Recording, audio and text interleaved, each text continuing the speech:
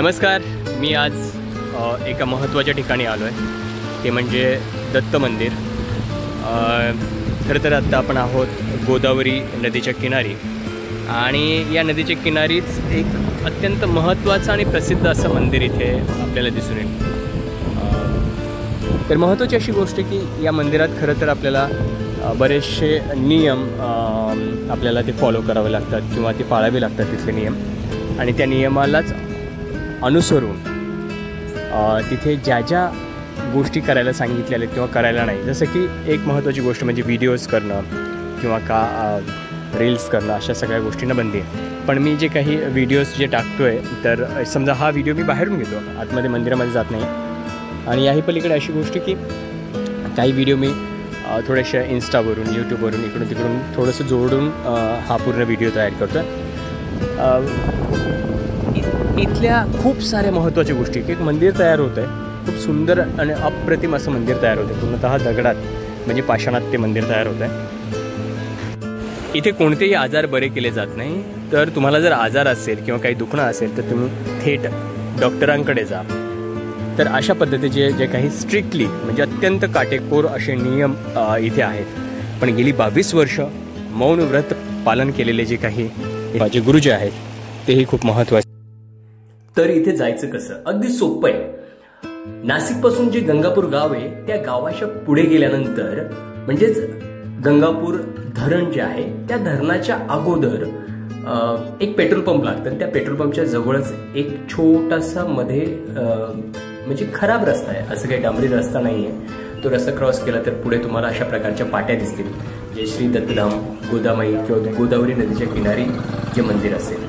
इथून फक्त थोडंसं आपल्याला काळजीपूर्वक खाली जावं लागेल, कारण अत्यंत तीव्र असा उतार आहे, अगदीच खाली उतार आहे। आणि दुसरी गोष्ट म्हणजे इथून जे मी चाललो ना, इथपर्यंत नदीचं नुकतंच जे काही पूर आला होता ते पुराचं पाणी इथपर्यंत आलं। आता हे उतरल्यानंतर समोर आपल्याला गोदावरी जी नदी आहे त्या गोदावरी नदीचं अगदी सुंदरसं दर्शन आपल्याला होऊ लागतं। आणि या गोदावरी नदीच्या शेजारीच जी मंदिर किंवा ज्या मंदिराला आपण आज भेट देणार आहोत ते मंदिर या गोदावरी नदीच्या शेजारी आहे। रस्ता खूप खराब आहे, अगदी गाडी स्लिप होतात जर टू व्हीलर वगैरे असेल तर, त्यामुळे इथून थोडंसं काळजीपूर्वक आपल्याला जावं लागेल। किंवा वरतीच पटांगण आहे, एका ठिकाणी तुम्ही गाडी पार्क करू शकतात आणि त्याच्यानंतर ते खाली जाऊ शकतात। बरेच लोक तसेही करतात। 2 मार्ग आहेत, पलीकडून एक रस्ता आहे आणि इथून एक रस्ता आहे जो थेट मंदिराच्या दर ब्लॉग प्रमाणे याही ब्लॉगला मला एक नवीन व्यक्तीची भेट झाली, जे राजस्थानचे अत्यंत कुछ ब्लॉग करता हूँ, मतलब जितने भी यहाँ के नासिक के धार्मिक स्थल है वैसे देखा जाए तो कुछ फॉलोअर्स भी है और उस बारे में। तो आप कहाँ से? राजस्थान से, जोधपुर से। जोधपुर से। और कौन सा आश्रम है वहाँ पे हमारा वहाँ पर श्री कृष्ण बालाजी गौशाला। अच्छा, गौशाला ही है वहाँ पे। अच्छा, तो यहाँ पे कितने दिन हो गए वहाँ पे नासिक में आके? यहाँ तो ऐसा आते रहते हैं। अच्छा, दत्तधाम पहली बार आया हूँ। अच्छा, यहाँ पे पहली बार आया हूँ। स्वामी जी हमारे उधर जोधपुर आते रहते हैं, कृष्ण जी के कथा आयोजन। अच्छा अच्छा, गुरु जी का दर्शन होता है। हाँ। तो मन में खूब था कि हमें दर्शन करना है, तो आज आए, गुरु जी भी मिले हैं और पूरा भ्रमण करवाया हमें, गौशाला भी दर्शन करवाया, गंगा मैया का दर्शन भी अच्छा लगा। छोटा भाई है मेरे साथ में। अच्छा अच्छा अच्छा, ये मेरे को नासिक से लेके आया इधर। खरं तर हे नाशिकचेच आहेत। तर हे आहेत ऋषिराज महाराज, जे जोधपूरचे म्हणजेच राजस्थानमधील जे जोधपूर आहे तिथल्या एका आश्रमात किंवा जिथे गोशाळा आहे ती गोशाळा चालवतात आणि वेगवेगळ्या ठिकाणी। महाराजांचे खूप खूप धन्यवाद। आपण पुन्हा एकदा हर महादेव। इथे पुढे गेल्यानंतर मी ठरवलं की इथे सिक्युरिटी असतील, गुरुजी असतील किंवा जे कोणी महंत असतील त्यांची आपण परमिशन घेण्याचा प्रयत्न करावा। आणि त्यानंतर मी इथे चौकशी केली, पण तत्पूर्वी वरती जाताना ते सिक्युरिटी म्हणत होते इथे खूप छानसं असं एक पाण्याचं स्नानकुंड केलेलं आहे, जे तुम्हाला आता दिसत असेल, जे अगदी जवळचे। शेवटी मी अजून त्याला व्यवस्थितपणे दाखवण्याचा प्रयत्न केला, त्याच्यात खूप सारे मासे आहेत। तर इथे सिक्युरिटीने सांगितलं की माझ्या वतीने तर शक्य नाही आहे, गुरुजीही त्याची परवानगी देणार नाही। त्याचं कारण असं की ज्यावेळेस मी मंदिरात गेलो त्यावेळेस लक्षात आलं की इथे त्याची परमिशन का देत नसावी किंवा परवानगी का देत नसावी, तर हे मंदिर किंवा या मंदिराचं काम सुरू आहे अजून हे काम पूर्ण झालेलं नाही, अपूर्ण मंदिर बाहेर दाखवणं तितकंच योग्य नाही. पण आम्ही काय केलं की तिथल्या गोशाळेला भेट दिली, जे इराला प्रचंड आवडतं. आणि तिथे गेल्यानंतर त्या गायींसोबत बराच वेळ आम्ही तिथे बसलो. मला वाटतं तासभर तरी बसलेलो असावं. इराने तिथे काही ऊस असतील किंवा तिथे पडलेले ते ऊस तिला दिले, त्या गायींना दिलं. त्यानंतर आम्ही खूप वेळ बसल्यानंतर तिथली सगळी प्रक्रिया समजून घेतली की या गायांना कशा पद्धतीने चारा दिला जातो, त्यांची देखरेख कशी केली जाते, कशा पद्धतीने काय होतं आहे. खरं तर मी यापूर्वी ज्यावेळेस ज्या ब्लॉगमध्ये तुम्ही बघितलं असेल की इरा बऱ्याच वेळा वेगवेगळ्या प्राण्यांना, पक्ष्यांना ती हातात घेते, त्यांना भेटते. बघा की इथे खूप मोठ्या प्रमाणात गायी आहेत, त्यांची देखरेख इतक्या चांगल्या पद्धतीने केली जाते, खूपच चांगल्या पद्धतीने. त्यांची औषधं असतील, त्यांचं खाणंपिणं असेल, त्यांची प्रत्येक गोष्टींची निगा राखणं असेल, अत्यंत चांगल्या पद्धतीने तिथे केली जात आहे. आणि इराणी खूप चांगल्या पद्धतीने त्या गायींशी अगदी तिथे हात लावणं असेल आणि त्या तितक्याच मायेने त्यांच्याजवळ खरं तर येत.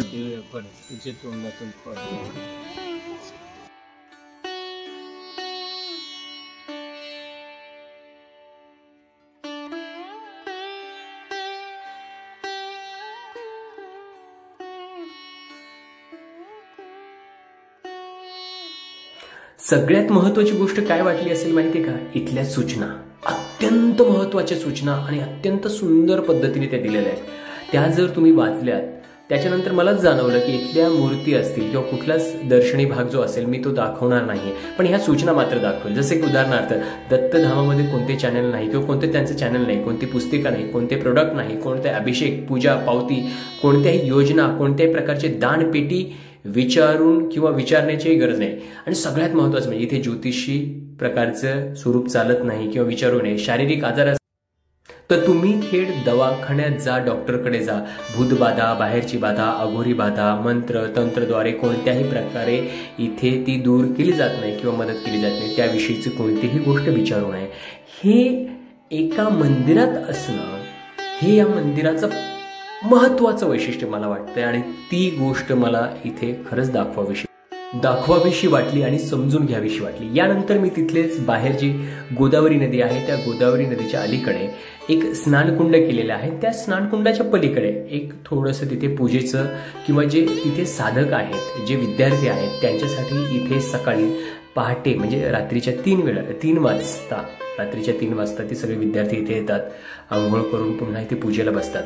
तर इथे आल्यानंतर काही सूचना आहेत आणि सगळ्यात महत्त्वाची गोष्ट सांगू का, तर ही जी जागा माझ्या समोरची तुम्ही बघतायत ना, ही जागा अत्यंत पवित्र आहे.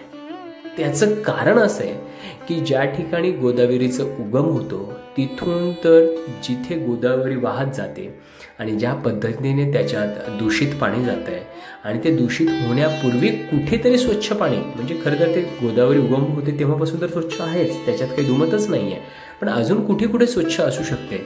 तर त्यातलं एक अत्यंत महत्त्वाचं ठिकाण आणि ती सूचनाही इथे दिली. बघा याच्यात सरळ सांगितलेलं आहे की इथे म्हटलेलं आहे की उगमापासून तर ही शुद्धता, उगमापासून तर इथेच ही सर्वात पवित्र जागा आहे जी इथे स्वच्छ आहे.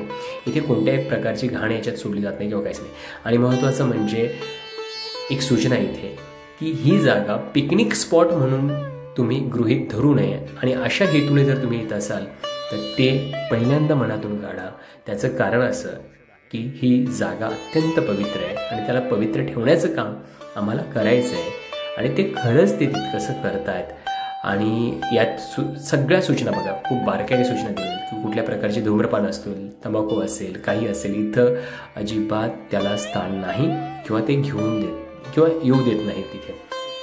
हे खरं तर या मंदिराचं पावित्र्य राखण्याचा जरी भाग जरी असला तरी या भागातला जी काही नदी आहे या नदीचं खऱ्या अर्थाने ते पावित्र्य राखण्याचं किंवा स्वच्छ राखण्याचं जे काम चालू ते खरंच कौतुकास्पद आहे. यानंतर बाहेर गेल्यानंतर ते समोर जे एक वडाचं झाड दिसतंय तिथे आपल्याला दिसून येऊ शकतंय की तिथे एक कुंड आहे, त्याच्यात बरेचसे मासे आहेत आणि ही नदीही अत्यंत छान पद्धतीने, म्हणजे आता आम्ही जिथे उभे आहोत ना तर हे सगळं पाण्याखाली होतं. दोन दिवसापूर्वी हे सगळं पाण्याखाली होतं. आत्ताच नुकतंच पूर ओसरल्यानंतर ही जागा आपल्याला दिसून येत आहे.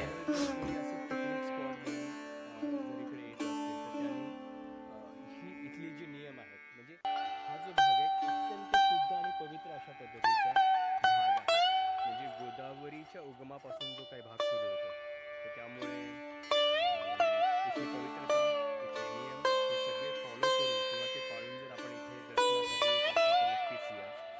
पूर जो आला होता त्या पुराचं पाणी थेट इथपर्यंत, म्हणजे हे सुद्धा पूर्ण बुडालं होतं. हे जे गवत दिसतं आहे त्याच्यावरनं लक्षात येऊ शकते इतकं पुराचं पाणी होतं. म्हणजे एवढंही आपलं सगळं ही जागा बुडालेली होती.